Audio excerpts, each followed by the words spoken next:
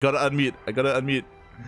As I am no longer alone, people. Everyone, welcome. Welcome after a long hiatus. Welcome El Padrino of StarCraft, the man behind Sentimiento Latino, La Espira, and many other things. I ran out of things to say.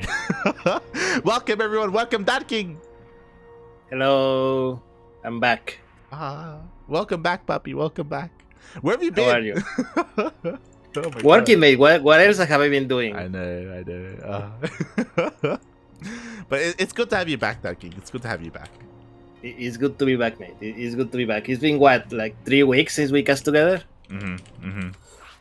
Because last time, if I recall correctly, was when my internet died and then Cristiano took over. Yeah. Oh god, it's been a while. But it's great to have you finally back. Also, I don't know if it's a coincidence, but suddenly you come back, and suddenly I think for the first time this year, one of the first times this year, Cham signs up for a Copa Hyperion. I believe it is literally the first time this year, mate. Wow. See, you gotta have me more often. Yeah, true. Oh god, but here we go. We are finally in our first semifinals of the evening, and Ducking, why don't you take it away for your boy? Hello everyone, welcome to the first semifinals of Copa Hyperion number 40. 40, yes, 40. And Curious Mind Ellie is the map, and the first player here, the red Mexican player, playing Zerg for Team GP. This is Cham. And spawning in the bottom right hand corner of Curious Minds LE, we have the Chilean Terran player. This one has not been picked up by Team Super. This one is representing Infernales Esports. It is Crown.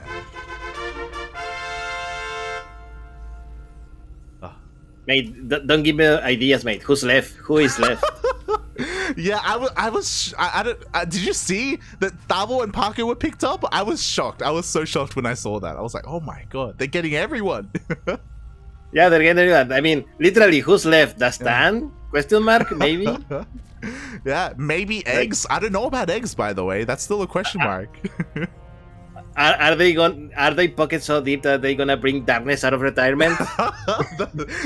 Let's go. Like, that's the dream, man. That's the dream. I mean, I don't know how much a doctor gains in Chile, but But yeah, these are players that have not been taken by Team Super. But talking about the players a little bit here, I want to praise our Terran player, because I don't know if you've noticed, but Crown has been getting some surprising results, even in this tournament as well. I mean, he's always been like a solid Terran player, but look, the pandemic is starting to wane, okay? People are starting to go back to real life and do things, mate. And sometimes that brings people like the best in them, you know? And I think Crown is one of these guys. Okay. Do you remember like Thabo about 3 years ago? Yeah. I'm seeing the same thing in Crown at the moment. Yeah. I feel the same way. Like, you're correct. Like, that Crown has always been like in the middle of the pack. You know, he's always been good. I mean, man, it's very hard to be a Terran, mate. But like, now he is breaking out a little bit. Like, he did really well in the Super Clave, in the Team Super tournament that we had like last week. Here he 2-0'd Master. I didn't get to mention it, but 2-0'ing Master is pretty impressive as well. He got a walk over Ryu Kappa. Look, luck is also a skill, mate. True. Okay? That's Protoss, mate. That's Protoss. But yeah. Like, I'm looking at him to be maybe the next Thabo. Speaking of, mate, he's going for a very aggressive build. Look. Sometimes, you know, going 1-1-1 is no longer enough. Sometimes you just want to finish it in one big push, and that's probably what Crown is going to do. We'll see if he builds a tier command center or not. That is going to be like the big tell. If this is going for one big timing attack, or if it's going to be just to be on the safer side and to have steam and combat shift faster. Yeah, we'll see if there's a transition behind this, right? Or if he just pulls the boys. As so far, looking at Cham's vision, if you look at it, he has seen nothing. He has not gone across the map at all. So Cham has no idea what's happening. He sees that there are no Hellions, so that means it could be a 2-1-1 in his mind. Or a 3-Rax, which is very uncommon. So he's playing very blind right now. But despite playing blind, he's actually going Roaches. Yeah, that is not a bad idea. Roaches in general are like a pretty good counter to almost everything that Terran can throw you early. So, you know, with enough Roaches, you can definitely stop a bunch of infantry. The question is how much infantry. And look, Cham is not going to wait. Cham is going all the way. Yeah, he's going across the map. The infamous 9 Roach push. Meanwhile, the Reaper actually will scout this, so Crown will have a little bit of a heads up. Not the biggest heads up because the army is waiting outside the base, but there are a lot of Marines ready and waiting. Stim is about to finish up in a couple of seconds. Yeah, definitely. Unfortunately, the wall is not a wall, mate. The Roaches can enter if they want to, but no, Cham is not going to risk it. He is returning home. That was so close. Crown was waiting. Stim finished up like 2 seconds ago, and he wanted Cham to go up the ramp so Crown could chase everything down, but Cham is a little bit smarter than that. He backs off. He doesn't lose any Roaches. Man, it's almost like if Cham it looks like as if Cham is a good player, mate. He's okay. He's okay. Oh my god. But yeah, so okay, Cham doesn't throw away his Roaches. He knows. I don't know if he saw how many Marines there were, but at least he knows that there is no tanks to defend, that he didn't see any factory units, and there hasn't been a Banshee to his other side of the map, so he probably should suspect that a lot of buyers coming his way. Exactly. So now he's ready at home. He's even been producing even more Roaches, so if a bio attack did come, he would have enough to defend despite not having any Banelings. And Crown, likewise, I do think it's a smart choice that he didn't attack without his medevacs. He was thinking about it, he pushed out a little bit, but he didn't commit. I think if he did, he would have lost too many Marines. But now, he did wait long enough for those medevacs to come out, and maybe he can get something done with some drops. Maybe. What's up with those medevacs being only half full? I know. Like, yeah, okay, this is exactly what I was thinking. This is just a distraction, mate. Send the medevacs one side, send the Marines on the other, pray for the best. Unfortunately, there's a lot of creeps, so Cham knows. Cham knows, and oh my god, these poor Marines. Yeah, the Marines, they get caught out, forces a stim as well, bearing in mind there are no medevacs to help keep these alive. There are no tanks either. Thankfully, the majority of the Marines do get away, but that's a lot of medevac energy to reheal them. Yeah, that's definitely a lot. So, nice try by Crown, but please try again. It may have worked versus a lesser player, mate, but this is Cham. Yeah. You cannot take him lightly. Exactly. I know Cham hasn't been playing in Copa Hyperion this entire year. He was taking a little bit of a break, but now he is back, and mate, he is El Chamaco. You know, Nation Wars is around the corner. He wants to represent the land of Mexico, and he is the best Zerg player in all of Latin America, mate. He's a titan in the scene. Can Crown pull something off with this push? Well, we're about to find out. That's a lot of bios, and meanwhile, Cham is doing a counter-attack on the other side of the map. There is nothing here to defend, mate. There is only one tank, and the SCVs are being pulled. Oh god, the wall was not a wall. The SCVs are being pulled. Meanwhile, at the same time, Crown is now committed. He's losing workers across the map. He has to deal damage here. Yeah, he has to. The question is, will he be able to? The two tanks are really well positioned to do damage against this army. Oh my god, the vials! Oh god, the vials do connect with the army. 16 SCVs have gone down across the map. So again, he has to break this base somehow, some way. The hatchery is getting pretty low, to be fair, but reinforcements are coming out. The longer this goes on, the stronger the defense is going to be for Cham. Yeah, even if Crown managed to take this hatchery, he's going to need a lot more than only destroy one hatchery to be even versus Cham. And yeah, this round is happening and everything is dying here for Crown. Yeah, Cham cleans everything up at the same time. GG gets called, and Cham takes the first game. If you look at the minimap, Cham, I think, killed the natural CC. Oh my god. Yes, he did. So, it was a massacre at home. Thank God like you didn't show it, man. No.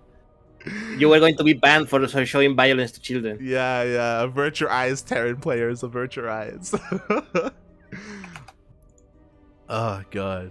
But GG, solid game there from Cham. Also, I really liked Crown's build and the way that he was adapting. but it's unfortunate that he was forced all in because of that counterattack.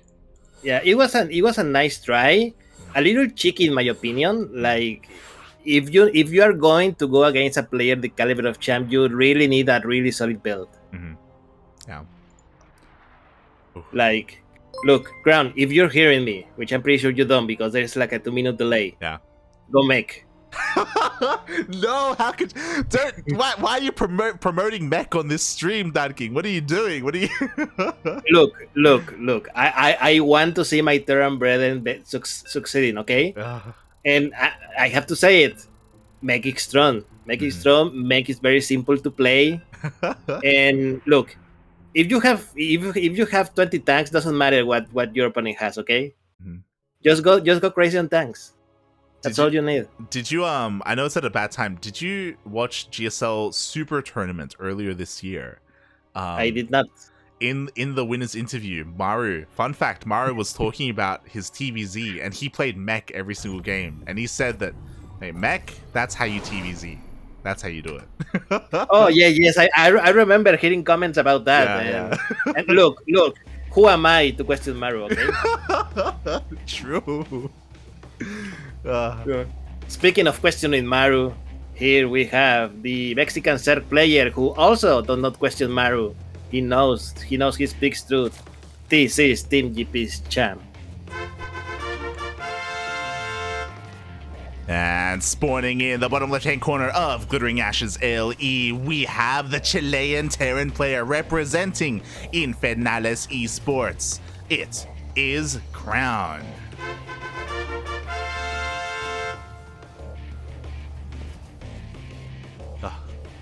Look. Uh-huh. Crown started with the gas first, okay? So he's going on the correct path. Like, he just needs a second gas, okay? He needs to throw down some more factories. After this is relax. Yeah. One step at a time. I say you have to do make, but you also have to do it correctly. Oh my god. That's kind of the interesting thing about Crown as well, because there are some similarities between him and Tavo, but I do think that's the difference, is that Tavo, just like Neo, is willing to play mech if he has to, right? Fun fact, Tavo even played mech during that last tournament that we casted as well, against Eggs, I believe, and he actually won. He won a game. Didn't win the series, but he won a game. I don't know if I've seen Crown play mech before. I don't know if he's willing to do that. I mean, look, I have to believe, okay? I have to believe. And we'll see. I mean, to be fair, he has actually started wrong. I mean, when you open gas first, you can go factory immediately after barracks. And Crown, unfortunately, was a little timid. He went for Reaper first. Which okay, sure. It's okay. It's still doable, but it's okay. The factory is on the way, so at least we know, mate, there is not three racks first. Yes. Coming from Crown this game. Yeah. It's very different compared to game number 1.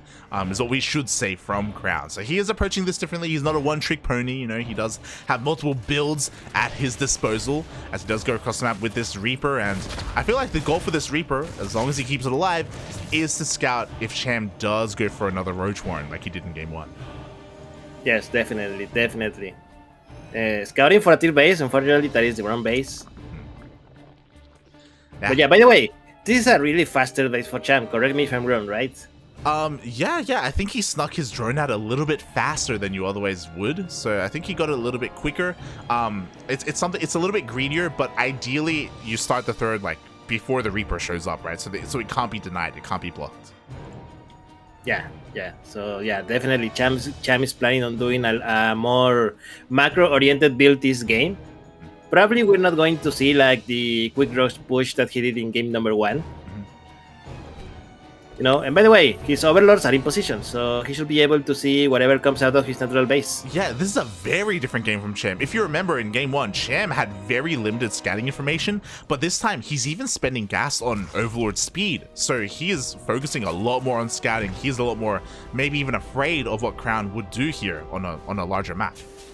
Yeah, mate. In between games, Ryu PM Cham, and he told him like, "Mate, what are you doing?" He's like, mate, Zerg is meant to be the reactive race. You meant to scout. Meanwhile, speaking of reactive, the Hellions are actually finding their way in. There's not a lot of links here. Once they get cleaned up, maybe he can try and keep on going. But, oh, there's a lot of queens. Yeah, 3 queens. Luckily, settling speed was still not done. So the Hellions will manage to survive. Oh, that's a really unfortunate situation for the Reaper. But yeah, only well-drawn kill, unfortunately. Not many avenues that Kron managed to get into the base and try to destroy everything. So yeah, it was a nice try, but that's okay, mate, because Banshee is now on the way for Crown. Yes, the first Banshee is already on the map, but Cham with Pneumatized Carapace with Overlord Speed, he did scout the main base, so he knows that Banshees are on the way because he saw the Tech Lab researching. Queen's intercept. Oh god, Cloak isn't done! Banshee, please.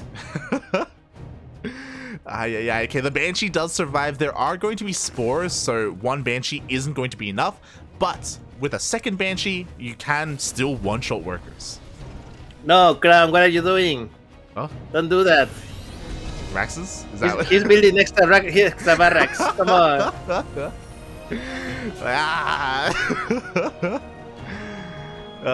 Feels bad, remember, man. Feels bad. If he loses this game, it's your fault, okay? My fault? What? I didn't tell him not to play mech.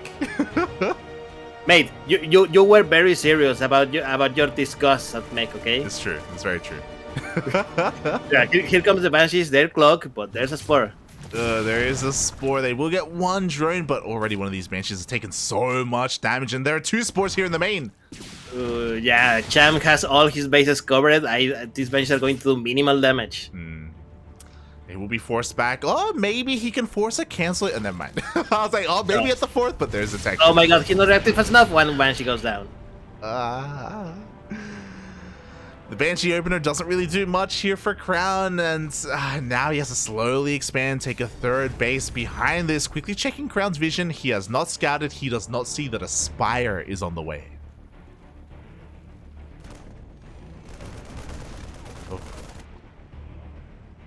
Yeah, definitely. Things have not been going Crown's way this game, mate. I think everything that he has tried so far, Cham has been what's the word I'm looking for?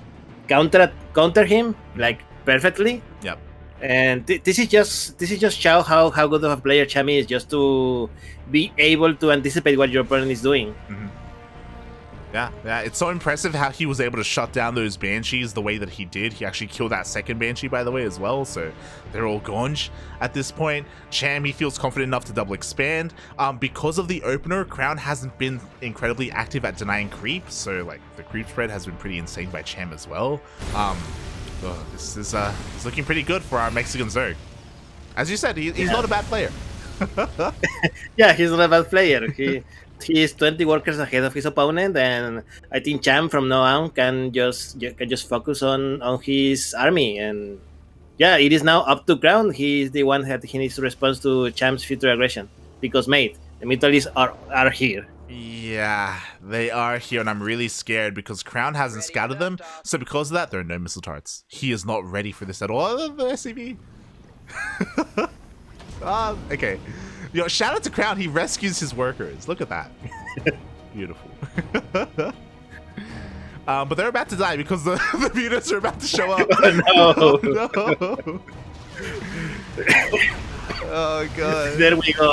Mutalists arrive. Luckily, there were Mariners by, so only 3 SCVs lost so far. And it's time to Crown immediately. Yes, immediately Crown starts a few turrets negative bases. Yes. Mr. Turrets are on the way, but they're not done yet. How much more damage can they get? Yo, the tanks are a little bit exposed, but oh, Cham doesn't go for them. He loses one of his mutas.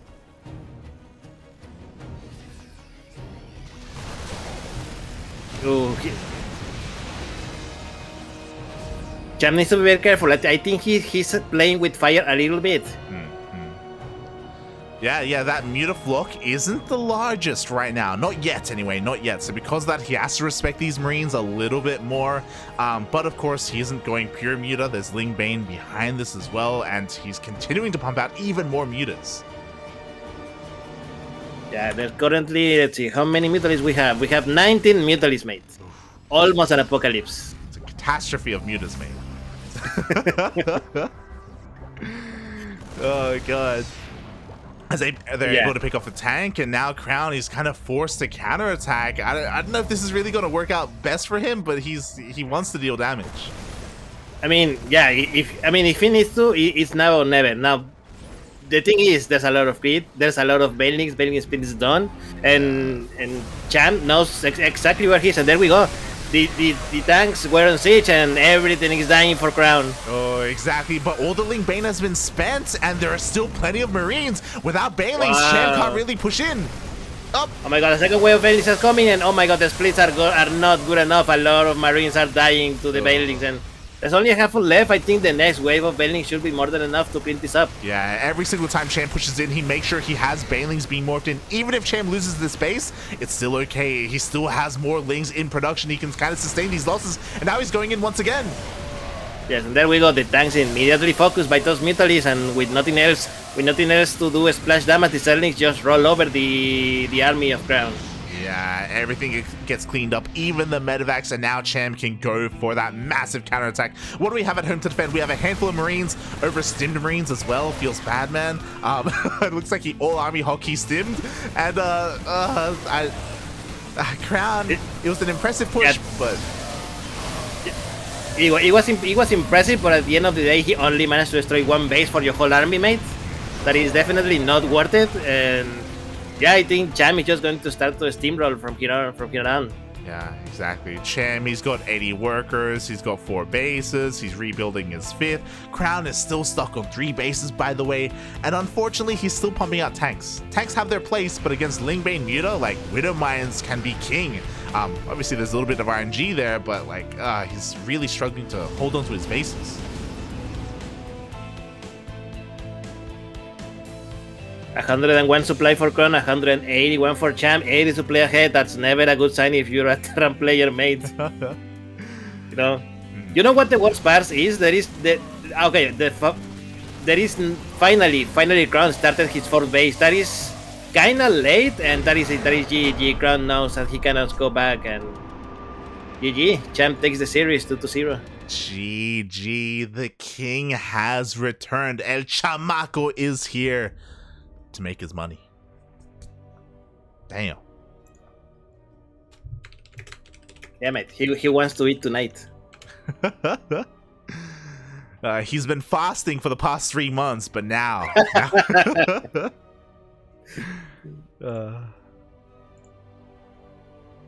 GG, well played. And honestly, looking at this bracket and looking at our semis, like, I feel like this is a little bit of a blast from the past. Cham's back. Jim Rising's back. Paco Mike is back as well. We rarely see Paco Mike. Crown is obviously the odd one out, and he's like the new blood. But everyone else, it's a little bit old school. Where's special, mate? Where's special? Yeah. But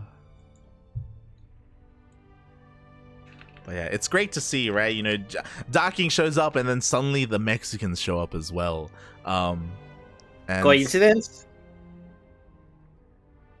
Darking, he's behind it all. El Padrino, mate. He makes it all happen. Oh, God. They don't call me El Padrino for nothing, mate. True.